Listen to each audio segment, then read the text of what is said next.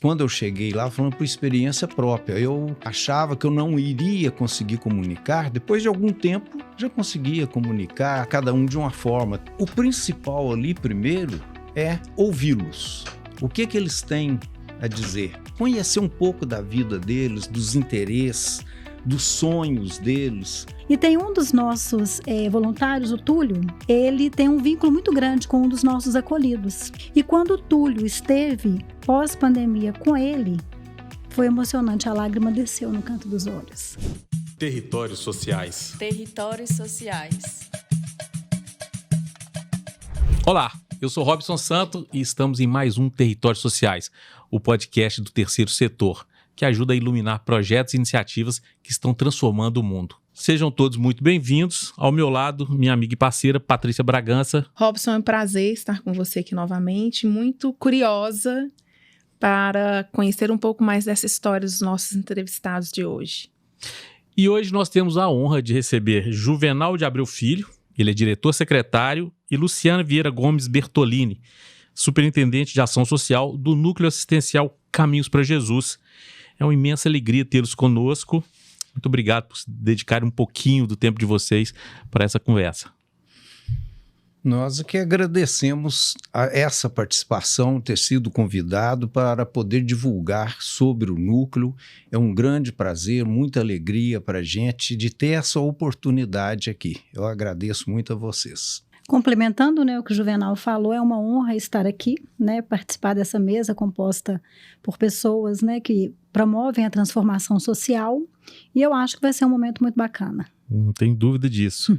Juvenal, para a gente começar esse bate-papo, queria que você falasse um pouquinho dessa trajetória do núcleo. Você entrou algumas décadas depois, o núcleo foi fundado em 69, e a gente estava conversando, você falou que entrou em 1987. 87. Que eu conheci, que eu fiquei sabendo da existência do núcleo.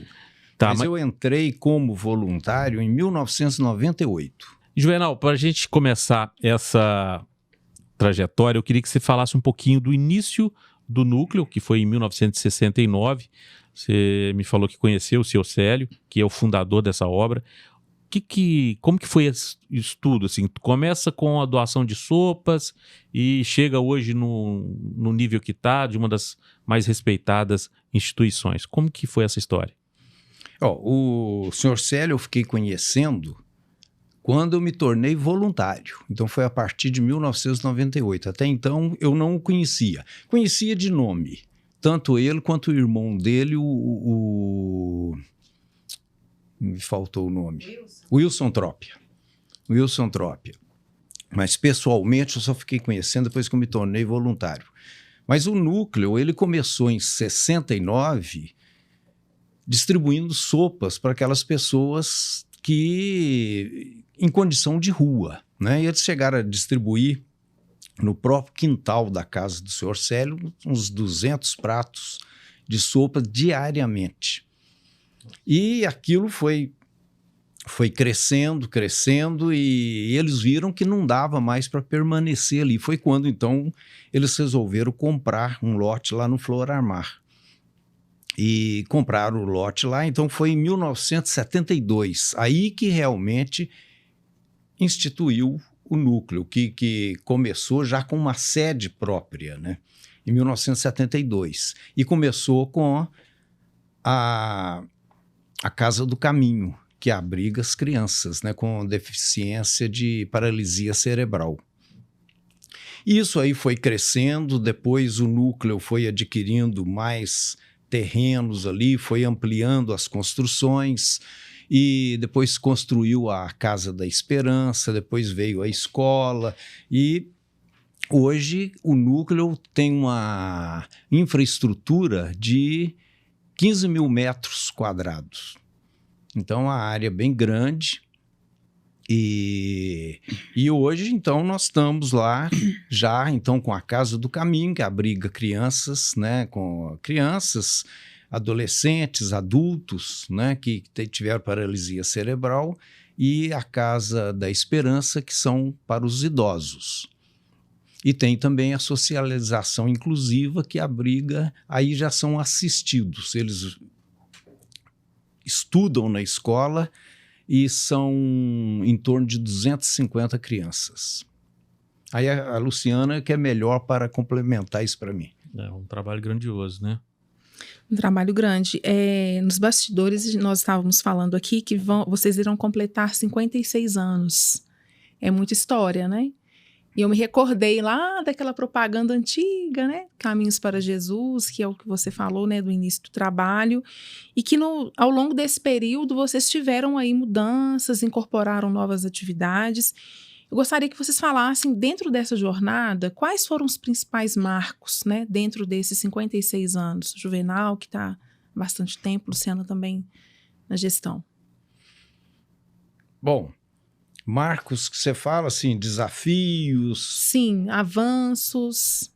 Nós tivemos vários, né? E atualmente a gente está buscando exatamente isso, expandir, inclusive a parte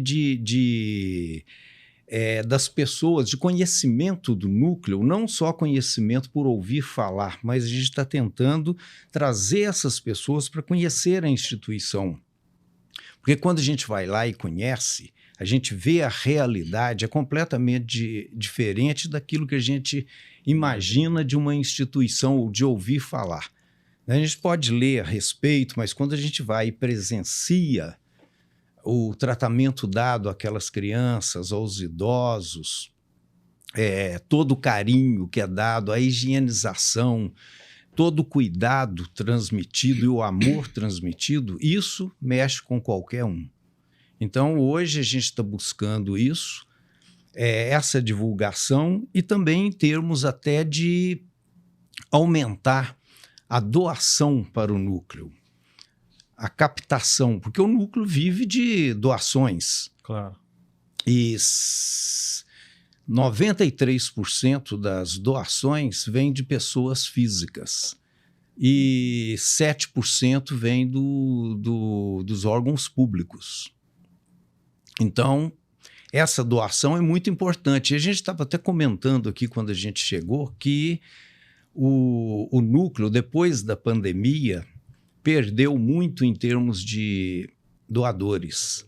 A gente tinha mais de 30 mil doadores, hoje a gente está com em torno, Luciana... 21 mil. 21 mil, né? 20 mil, né? Quer dizer, caiu muito. Mas a doação de pessoa jurídica não existe por uma opção de vocês ou porque realmente ainda não teve essa oportunidade? Não, existe, a gente inclusive está buscando parcerias, né? Mas assim, no momento, exatamente para expandir isso, mas no momento fica em torno disso, 93 de pessoas físicas e 7 do poder público. 7 do poder público. Juvenal, as pessoas têm uma ideia clara sobre a doença, sobre a paralisia cerebral? Assim, me parece que a maior parte das pessoas não conhece o nível de dependência dessa pessoa. O que você acha? Assim? Você avalia que a sociedade ainda não conhece de fato como é a doença?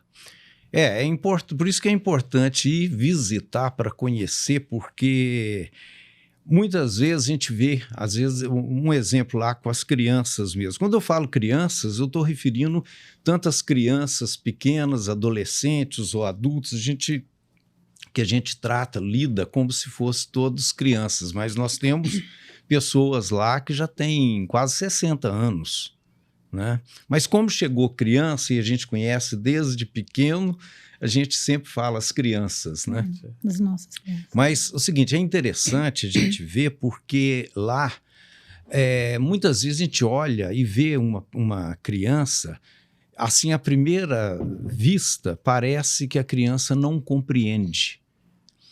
Porque a criança não fala, às vezes ela não consegue ter uma reação, mas a gente vê pelo olhar, pela expressão, pelo sorriso, a gente vê que compreende.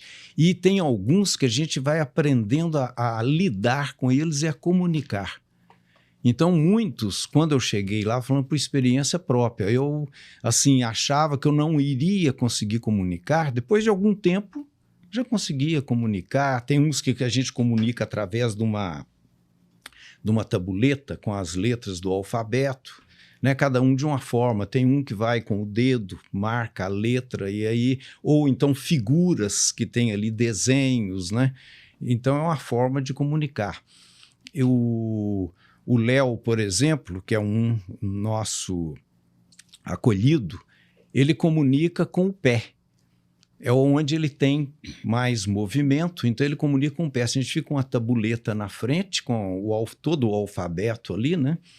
E ele vai com o pé ali naquelas letras, formando as palavras, e a gente aprende a comunicar com ele, e isso é muito rápido. E o interessante é o seguinte, mas a cognição, a inteligência, perfeita, perfeita. Muito inteligente, entende tudo, sabe ler, sabe escrever. Ele faz antes ele fazia muita coisa assim, que era dessa forma, com a tabuleta, ele ia com o pé, eu ia escrevendo para ele o que ele queria. Então ele gostava de escrever poemas, então tudo que estava na cabeça dele, ele ia passando para a gente, e aí eu ia anotando isso no papel. Hoje, com a tecnologia, ele já faz isso através do computador. Ele tem um mouse que coloca na cadeira dele, aqui tem um apoio, ele coloca o mouse aqui e o movimento é feito com a cabeça. Cada vez que ele aperta o mouse, ele vai vendo lá na tela, vai direcionando para uma determinada letra e hoje ele escreve os poemas, faz tudo no computador, acessa o WhatsApp, acessa o YouTube, acessa como é que chama? O Instagram, como é que chama esse outro? Facebook. Eu estou tentando lembrar porque eu não uso muito isso não, então eu uso mais o WhatsApp. Então, quer dizer, ele faz tudo isso, faz pesquisa no YouTube, estudo. Pois é, quando a gente fala de paralisia cerebral, tem-se uma ideia de que a pessoa tem uma deficiência cognitiva, né? Que o cérebro está paralisado. E não é bem assim. Então, é muito mais uma questão motora do que cognitiva. Em alguns, sim. Alguns têm realmente uma perda de cognição, né? Entendi. Mas, assim, tem muitos que têm essa deficiência física. Você vê que a limitação é física. Às vezes ele não consegue falar, não consegue expressar, e às vezes os movimentos também todos restritos, mas a cognição perfeita. Como que o primeiro acolhido chegou? Em que momento que deixa de ser uma doação de sopa, uma distribuição de sopa, e se torna uma casa de acolhimento de pessoas com paralisia? Isso foi em 1972, foi quando construiu a sede, né? Que antes não tinha. Era distribuição de sopa, mas já dando essa assistência. Aí quando construiu, aí sim, aí que passou a receber essas crianças que tinham deficiência de paralisia cerebral. Bom. É uma causa escolhida e muito importante. Quando você foi trazendo a história, foi mexendo em muitas questões aqui e realmente curiosa assim, para te perguntar. Nessa relação com o acolhido, com o beneficiário, e você me falou da sua trajetória de 27 anos como voluntário. E é muito recente a sua posição no cargo executivo, né, da diretoria executiva, sim, que também fez a opção por ser toda voluntária. Voluntária, e nós não recebemos nenhum centavo. Sim. E a diretoria, os membros da diretoria são eleitos por uma assembleia, que são associados. Esses, para se tornar associado, tem de ser voluntário e tem de ter cumprido pelo menos 2 anos de voluntariado. E assim, não voluntariado simplesmente de nome, mas com presença mesmo, marcante, está sempre lá no núcleo, trabalhando. Então, aí, a diretoria, entre esses, a diretoria escolhe aqueles que vão se tornar associados. Entendi.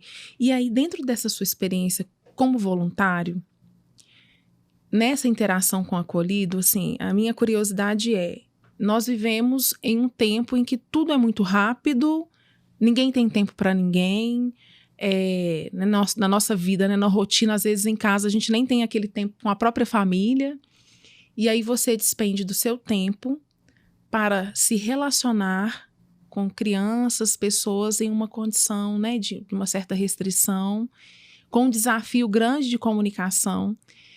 Eu gostaria que você nos falasse como isso reverbera para o juvenal, esse processo de aprendizagem, porque enquanto sociedade, nós precisamos aprender a conviver. Quando nós falamos de inclusão, as pessoas estão na sociedade, elas não estão à margem da sociedade, elas estão dentro dessa sociedade.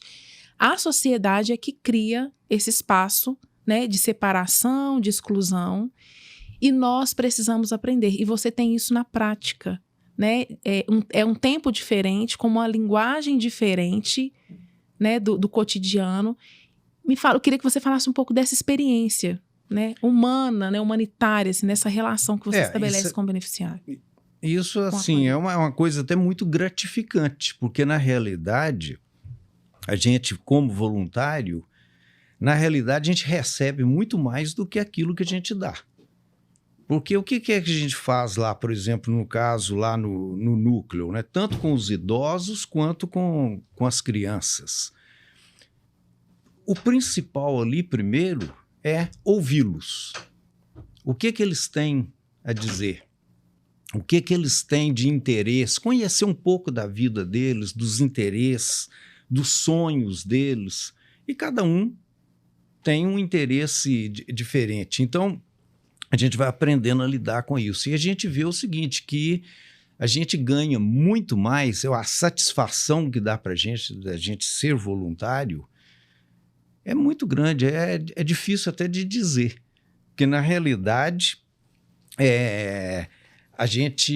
o que a gente doa é o quê? Nós estamos doando apenas o tempo, a atenção, conversar, ver o interesse de cada um, descobrir aquilo que é mais interessante para aquele acolhido. Na realidade, é isso. A doação, porque é o seguinte, a gente pode doar financeiramente, materialmente, mas eu acho que, assim, uma coisa mais importante é a doação nossa, a doação da gente como pessoa, doar de nós mesmos. Khalil Gibran fala um negócio muito interessante, que ele fala assim, vou falar com as minhas palavras, Sim. Não é dessa forma que ele escreveu, mas é mais ou menos alguma coisa assim, é que nós não somos generosos como quando damos ouro ou prata, mas quando damos de nós mesmos. E a gente vê o seguinte, que às vezes um bate-papo com uma pessoa transforma a vida de uma pessoa. E isso não é só com eles, não, porque a gente aprende muito mais com eles do que eles aprendem com a gente. Eu acho que a experiência que a gente ganha lidando com eles é muito grande, é muito gratificante. Hoje, como que essa criança chega ao núcleo? A mãe identifica um problema, porque hoje tem muitos recursos também de identificação de algum problema no pré-natal. Como que funciona isso? Nós temos uma parceria, né, com o poder público. Então, para essa criança chegar no núcleo, então, nossa porta de entrada são crianças. Então, eles entram, né, bebês, conosco, e a porta de entrada é através da rede socioassistencial de Belo Horizonte. O núcleo é uma instituição que está dentro do rol da assistência social, então nós estamos dentro da política de assistência social, praticamos muita saúde, mas nós não somos uma instituição de saúde, e os nossos acolhidos, eles chegam através de encaminhamento feitos pela central de vagas da prefeitura, dentro da assistência social, ou através de encaminhamento judicial, né, do Poder, né, Judiciário de Belo Horizonte. Então, o juiz determina uma institucionalização e a gente faz o cumprimento. O núcleo ele é uma instituição de acolhimento que deveria ser uma casa de passagem, mas em virtude do público que nós atendemos, né, da situação de saúde, da própria deficiência, então ele é um acolhido que ele permanece conosco. Então, nós temos 2 parcerias. A gente tem o atendimento, né, a parceria de 0 a 18 anos e temos a parceria de 18 para frente, dentro da Casa do Caminho, que é a unidade de acolhimento de crianças, adolescentes e adultos com sequela de paralisia cerebral. No início da história do núcleo, o acolhimento era todo voltado para crianças com paralisia cerebral. Hoje em dia, nós recebemos, né, crianças com diversas deficiências. E, então, a nossa porta de entrada é através da rede socioassistencial de Belo Horizonte, através da central de vagas ou através do encaminhamento judiciário de Belo Horizonte. O juiz determina esse acolhimento. Hoje em dia, o público que tem chegado no núcleo é um público com o quadro de saúde muito comprometido, muito comprometido. Né? Então, quando o Juvenal fala, né, dos nossos acolhidos com o cognitivo preservado, né, e é muito importante a gente falar que a paralisia cerebral ela não é uma doença, ela é uma deficiência. Então, em muitos casos, nós temos pessoas presas numa cadeira, no que diz respeito ao movimento, mas a cabeça ela funciona. Cada qual com o seu percentual, né, de cognitivo, uns preservado, outros não, como foi bem colocado, né, nós temos acolhidos que é autor de livro, que senta e conversa sobre mitologia grega, sobre assuntos que por hora a gente pensa assim, meu Deus, né, como que é isso? Mas nós também temos, né, acolhidos com o cognitivo menos preservado, mas não significa que eles não nos entendam. Tem uma história que eu gosto muito, e essa história para mim foi muito gratificante. Durante o período da pandemia, nós nos restringimos, né? Porque era, assim, assustador pensar em Covid dentro do núcleo. Então, nesse período da pandemia, nós ficamos realmente mais recolhidos, né? E uma vez um dos acolhidos pediu de presente de aniversário ir na praça. Então, aquilo que a gente faz, né, essa liberdade que nós temos, porque o nosso corpo, nós conseguimos essa mobilidade, né, para eles é um presente de aniversário, ir na praça, né?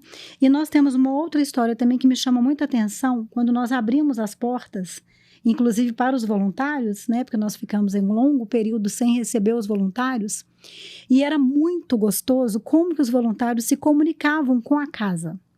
Nós recebíamos vídeos, nós recebíamos balões, nós recebíamos cartas, né, para a gente poder ler e transmitir esse amor que nunca deixou de existir, mas que naquele momento foi necessário, né, esse afastamento. E tem um dos nossos voluntários, o Túlio, ele tem um vínculo muito grande com um dos nossos acolhidos. E esse acolhido ele é completamente restrito, né? Ele tem uma mobilidade 0 e ele tem um cognitivo pouco preservado no que diz respeito à fala. Mas o que está dentro da cabeça é uma incógnita, né? E quando o Túlio esteve pós-pandemia com ele, foi emocionante, a lágrima desceu no canto dos olhos. Então, assim, ele reconheceu que aquele era o voluntário, que ele tinha uma afinidade, um carinho muito grande. E eu falo muito com os colaboradores que nós não somos obrigados a estar ali. Estar ali é uma escolha de cada um, né? Eu falo que eu sou me considero uma pessoa privilegiada, porque eu consigo juntar a minha profissão com a minha missão de vida. Né? E a gente fala que da profissão se aposenta um dia, da missão você não aposenta. Não. Né? E a minha filha sempre me pergunta, mamãe, o que você faz? Eu falo com ela, eu sou uma transformadora social. Então, é um trabalho extremamente gratificante, né? É um trabalho que as pessoas imaginam o núcleo um lugar triste, né? Um lugar onde as pessoas são frias, onde não tem contato, onde não tem movimento, e muito pelo contrário, gente. Os nossos acolhidos, eles têm uma vida social que, por hora, às vezes nós não temos. Eles vão em shopping, eles vão em parque, eles vão em cinema, eles vão em show. Nós temos um dos nossos acolhidos, o Orleandro, ele não perde um show do Roupa Nova em Belo Horizonte. Né? Nós temos piqueniques, ontem mesmo nós estávamos com os nossos idosos num restaurante temático aqui em Belo Horizonte. Então, assim, eles têm um movimento e a gente tem um projeto interno que chama Quebrando Barreiras. Então, eles quebram essas barreiras, né, que são os muros físicos do núcleo, né, estrutural, para estar na sociedade, para conviver, né, e serem parte integrante dessa sociedade. Eles participam de brincadeiras, né, em parques que tem dentro de shoppings, né, que tem lá interação de camas elásticas, então eles estão dentro desse movimento, eles vão em clube, e eles têm movimentos internos dentro da casa, banho de mangueira, então assim, é uma interação, então as pessoas tinham que conhecer a causa, não é uma causa triste, é uma causa de muito amor, é uma causa de muito envolvimento e por hora de muita alegria, porque eu falo que eu não me permito ficar presa, né? A minha superintendência é uma superintendência muito de movimento com a casa, com a causa, né? Então, uma superintendência que ela é muito... É um movimento muito grande. Às vezes eu acho que eu vou ficar atrás de um computador fazendo um trabalho administrativo, muito pelo contrário, né? Olha, o idoso tal quer falar com você, o acolhido tal quer falar com você. E eles pedem reunião com a gente para poder questionar o que eles querem, para poder colocar. Eles são parte integrante da causa que existe para eles. Eu faço reunião com essa turma que tem um cognitivo mais preservado e eles fazem as demandas. Eles têm telefone celular, eles têm acesso a computador, eles têm rede social, né? Eles questionam esse direito de ir a um shopping, de participar. Nós temos um dos nossos acolhidos que ele participa de um clube de futebol de cadeira de roda. Então, ele participa dessa parte integrante, né? Luciana, e como que as famílias se relacionam? Assim, eu imagino que uma mãe deve, nesse momento, ficar emocionalmente muito fragilizada, mas depois, né, isso vai se acostumando. Mas como que as famílias se relacionam com o núcleo? O acolhimento institucional, ele não é algo desejável para nenhuma família, né? Então, é algo determinado.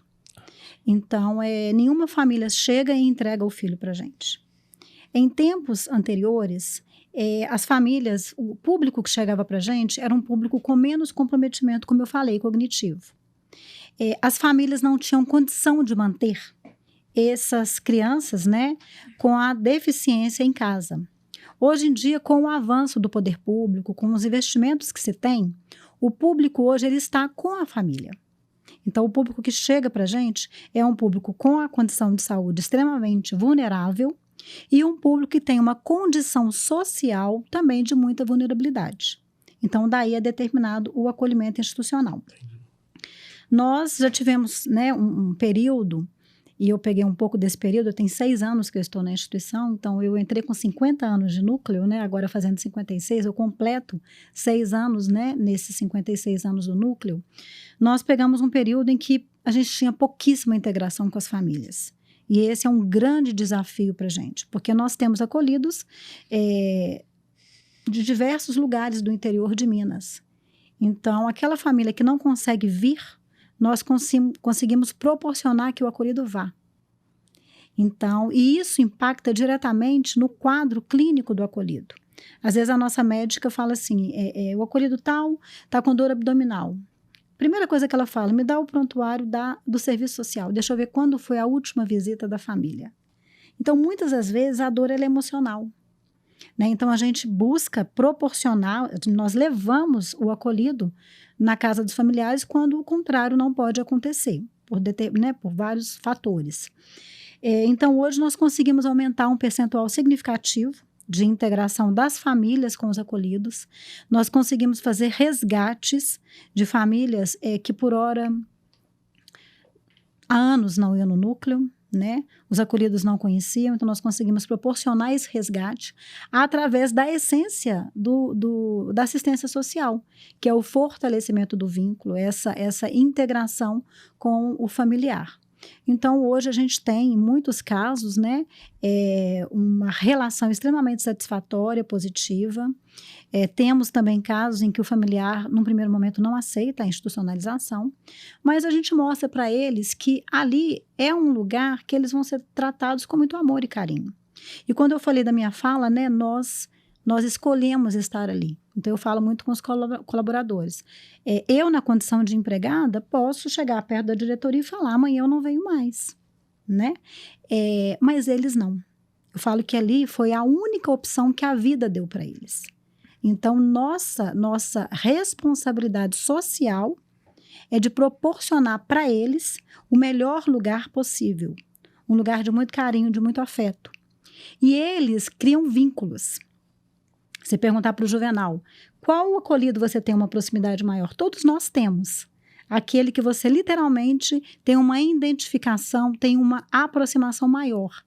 Então, na condição, né, de gestora, dentro da gestão de pessoas que eu faço, né, eu estou com a parte toda do cuidados, né? Então, eu falo, a gente tem que tomar muito cuidado, porque você passa a ser mãe, tia, irmão, amigo, né, desses acolhidos. E o olho brilha, gente, o olho brilha. Principalmente aqueles que trabalham em plantão de 12 por 36, eles contam as horas para que o plantão vire, para eles poderem ter essa relação. Né, esse contato com quem eles escolhem para manter esse vínculo afetivo. Até uma pergunta mesmo dentro desse processo de gestão de pessoas, porque vocês lidam com os colaboradores e com os voluntários. E existe realmente assim, um processo para lidar com os beneficiários, com os acolhidos. Como funciona esse processo de capacitação, orientação com os voluntários e com os próprios colaboradores no dia a dia? Hoje o núcleo tem em média, 365, 370 empregados, né, contratados, CLTs. Além disso, nós temos uma parceria com o Estado, onde nós temos 20 professoras regentes, que são cedidas pelo Estado e uma supervisora, para poder proporcionar essa educação regular e a funcional dentro do nosso ambiente, dentro de uma das estruturas que nós temos. Então, é um desafio muito grande. O desafio primeiro é mostrar que ali não é uma instituição privada, mas não é uma instituição que visa lucro. Por mais que a gente tenha um bazar, né, isso ali é um motivo de investir na sustentabilidade da instituição. Então, eu acredito que o primeiro desafio que eu tenho na condição de gestora, e acredito que a diretoria concorda, é mostrar em que lugar eles estão. Então, eu tento muito nessa aproximação, e agora o nosso quadro, o nosso setor de recursos humanos, tem um treinamento introdutório onde é colocado. A sociedade ela é, né, fracionada em 3 setores. Aonde vocês estão? Aonde vocês escolheram trabalhar? É uma instituição de terceiro setor. Todos os nossos direitos de empregados estão garantidos. Mas eu falo com eles que, para estar numa causa social, para estar no Caminhos para Jesus, nós temos que ter um DNA diferenciado. Porque senão você entra, mas você não fica. Então, é um desafio muito grande a gestão de pessoas. Por ora, nós vemos que muitos dos nossos empregados acabam sendo os nossos assistidos também. Também carentes de uma escuta, também carentes, né, de um momento, de um contato. Né? Então, todos nós gestores, nós nos fazemos muito presentes dentro da unidade. E eu costumo falar que valorizar o quadro de RH é proporcionar uma qualidade no atendimento do acolhido. Porque quando eu tenho um quadro de RH satisfeito, um quadro de RH que entende aonde está e qual que é a missão ali dentro, automaticamente o cuidado ele é consequência. Então, nós temos, sim, treinamentos, nós temos treinamentos contínuos, nós temos palestras, a gente trabalha muito com a temática, no ano passado foi muito trabalhado a saúde mental, porque você tem que estar bem para você transmitir, né, esse quadro para os acolhidos. Uma vez teve um acolhido que a gente estava com uns visitantes na casa e essa visitante ela começou a falar muito alto com o acolhido. Né? E aí eles têm uma comunicação alternativa muito grande, né? Realizada através do nosso serviço de fonoaudiologia. Então, cada um conversa do seu jeito, se expressa da sua forma. Uns têm um sinozinho amarrado na canela, então eles balançam esse sino, outros levantam o pé, outros têm uma pasta para comunicação. E esse acolhido falou assim, né? Da maneira, ele falou comigo assim, fala com ela que eu não sou surdo. Então, assim, é o que eu falo, né? Tem que estar preparado para entrar. E essa preparação, às vezes ela não acontece na sua primeira chegada na instituição. Eu conheci o Caminhos para Jesus com 16 anos de idade, fazendo uma visita através de um grupo de jovens.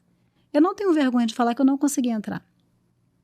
Eu entrei no primeiro momento e eu não consegui passar da primeira porta. Depois, a minha trajetória com o núcleo foi através já, né, no terceiro setor. Me aproximei do núcleo através da Casa da Esperança, por causa de um trabalho que eu tinha dentro de uma instituição, com essa supervisão de instituições de longa permanência. Então, eu transitava nas 28 ILPIs filantrópicas de Belo Horizonte. E eu recebi o convite, uma vez, para visitar o núcleo, de um diretor, presidente na época. Eu tinha acabado de voltar de uma licença maternidade e eu não consegui passar da vivência, porque a primeira cena que eu me deparei com ela foi com um dos nossos acolhidos, o Dandan. Ele tem a idade da minha filha e a maneira que ele tem de se movimentar é arrastando. Então, eu visualizei naquele momento uma criança com o movimento de uma foca. E eu falei, eu vi a minha filha ali. E eu não consegui passar. Eu voltei. E anos depois, estou eu dentro do núcleo, na condição de uma trabalhadora feliz, né, que vejo a alegria lá dentro. Então, eu falo que a vida, ela te prepara para você estar aonde você está. E você falou uma coisa muito certa, Patrícia. O preconceito, ele está na sociedade. A criança, ele não tem esse olhar. Né? Uma das coisas que eu falo muito com os nossos colaboradores, e eu fiz isso com a minha filha, foi: vamos conhecer onde a mamãe vai trabalhar. Vai trabalhar. Eu não tinha nem aceitado o convite ainda. Vamos lá conhecer? Gente, o olhar da criança, ele é completamente ingênuo. Né? Então, ela chama os idosos, a Florzinha. Nós temos uma acolhida que chama Rosinha, minha filha chama ela de Florzinha. Né? E o olhar é completamente desprovido de qualquer preconceito.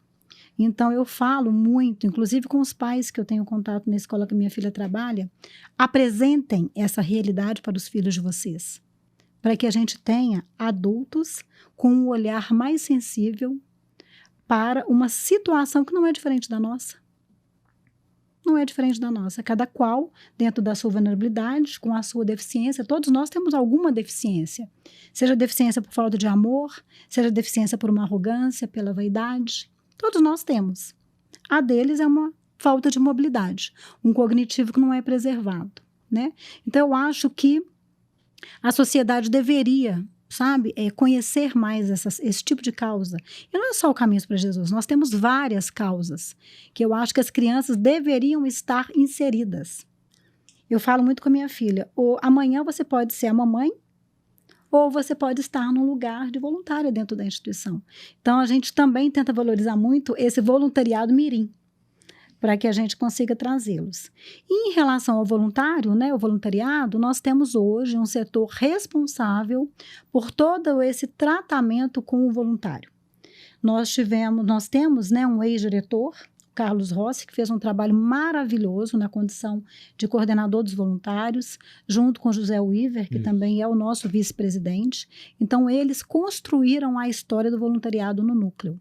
O Carlos, inclusive, tem um livro, né? Ele publicou um livro sobre o voluntariado no núcleo, e nós temos toda uma estrutura de regimento interno, né? de compliance. Então, eles têm todo um regramento, todo um acompanhamento, né? E automaticamente, esse processo de entrada, a gente também tem que tomar muito cuidado com o voluntário que chega, porque às vezes ele chega oriundo de uma depressão, encaminhado por uma orientação médica. Então, a gente acolhe, sente aquela condição, busca alternativas de onde eles poderiam estar, apresentamos todos os cenários que nós temos, e nós temos voluntários lá que praticamente tem contato zero com o acolhido, porque ele não dá conta daquela situação. Mas nós temos, por exemplo, uma oficina de recuperação de brinquedos. Essa voluntária, ela tem um trabalho maravilhoso. Todos os brinquedos que vão para o bazar, eles passam por um processo de reforma, por um tratamento, por uma higienização. E é um trabalho maravilhoso. Então, cada qual contribui da maneira que consegue. O Léo Gontijo, do Mano Dal, ele esteve aqui e nos falou sobre isso, que é uma realidade também que a síndrome de Down vive, que é essa falta de letramento mesmo, assim, de como lidar, de como abraçar, se pode abraçar, se não pode abraçar, como que responde, como que interage. E é legal esse trabalho que vocês fazem de levar ao parque, de levar ao shopping, porque esse convívio é que vai mudar esse olhar, né?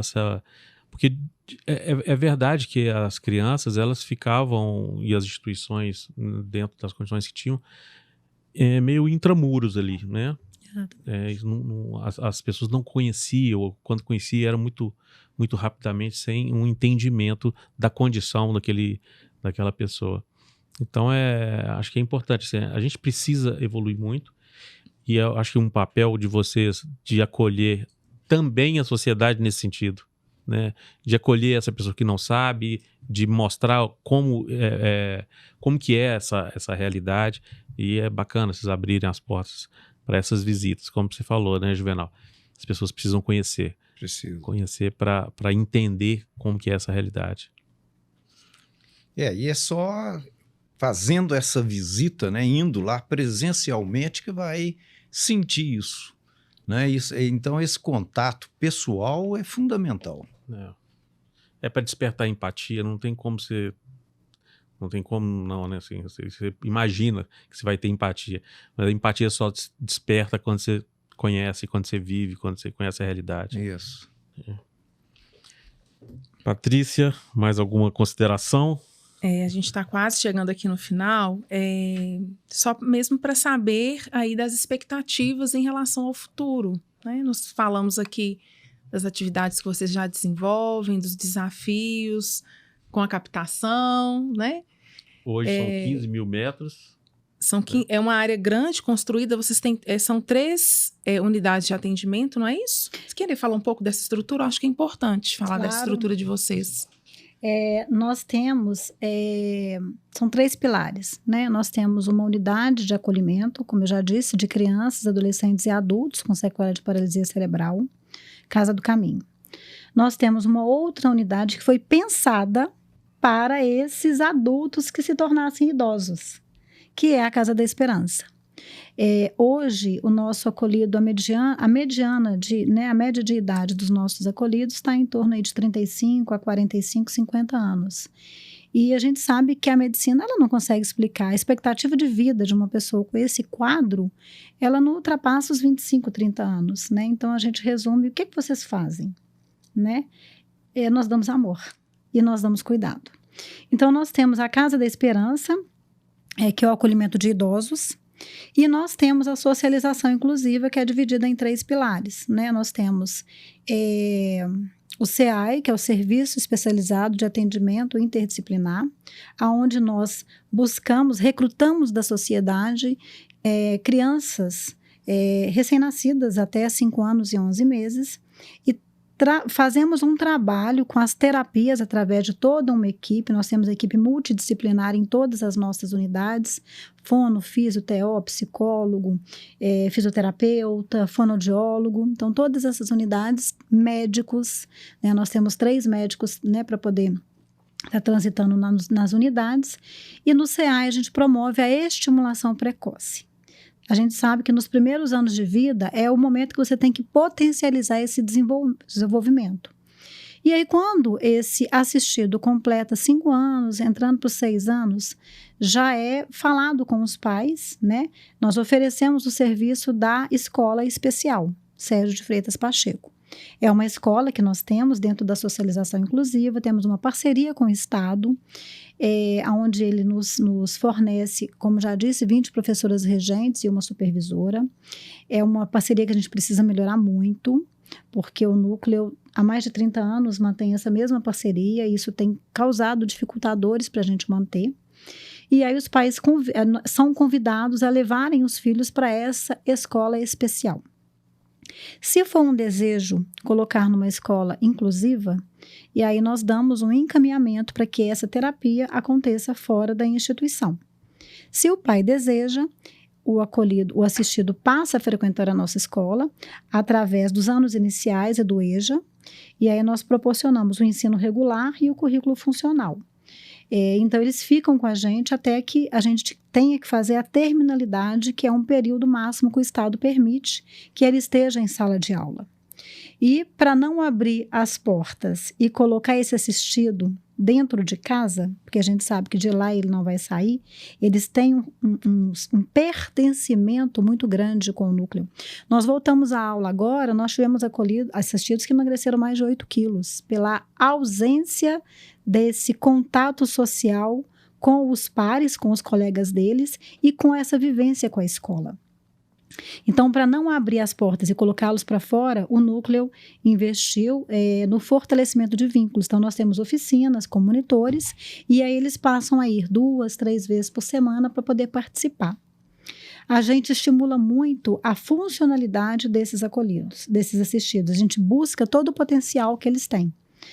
Um exemplo, né, rápido, nós temos uma casa, que a gente chama de casa modelo, aonde eles têm aula, né, eles têm todo um acompanhamento com o monitor para poder aprender a desenvolver a sua funcionalidade dentro dessa casa.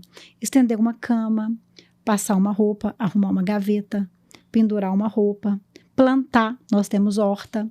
Eles plantam, eles cultivam e eles mesmos vendem na praça o produto do trabalho deles. Então, os nossos pilares são esses, o nosso trabalho, ele está todo envolvido nisso, né? O Juvenal já falou os nossos números, e não só os assistidos, nós temos também todo esse trabalho com as famílias dos assistidos. Então, todas as mães que vão levar, muitas das mães, elas precisam levar e não têm condição de voltar para casa. Elas têm que ficar aguardando esse período do assistido, né? Ou na escola ou no grupo de convívio. Então, o núcleo tem um espaço onde ele abriga essas mães, né? Então, a gente tem todo um espaço, elas podem levar a comida, esquentar, ler um livro, produzir um artesanato, se abrigarem de uma possível chuva, se abrigarem do sol. Então, esse acolhimento não é só com acolhido e com assistido, é com toda a rede de família, né? Com todos os familiares. Muito bom. E depois dessa aula do Núcleo Assistencial Caminhos para Jesus, nós vamos caminhando para o encerramento, mas antes eu gostaria de deixar o microfone aberto ao Juvenal e à Luciana para que eles possam nos passar os contatos, os canais, para quem quer se voluntariar, para quem quer ajudar, para quem quer conhecer. Então fiquem à vontade. Acho que a Luciana já anotou ali. Fiz aqui como diz, a colinha, né? Quem quer fazer contato por telefone, né? Nós temos o 3408-3000 e nós temos também o site caminhosprajesus.org.br, né? Então, são as duas nossas principais formas, né, de contato para quem deseja estar conosco, contribuir, né, e trazer amor para essa causa. Muito bom.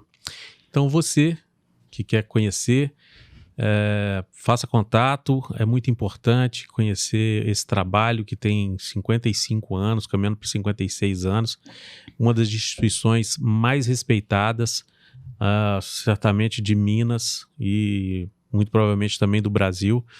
São mais de 5 décadas trabalhando com crianças com paralisia cerebral, que é uma deficiência que traz muita dificuldade para as famílias, para o próprio indivíduo. Então, se você quiser conhecer, fica aí os contatos. E eu quero agradecer também, mais uma vez, a participação sempre enriquecedora da Patrícia Bragança. Obrigada. E aos nossos convidados, Luciana e Juvenal, muito obrigado. E a você que nos acompanhou, eu peço que compartilhe, que curta a nossa página e fique com Deus. Um abraço. Territórios sociais. Territórios sociais. Territórios sociais.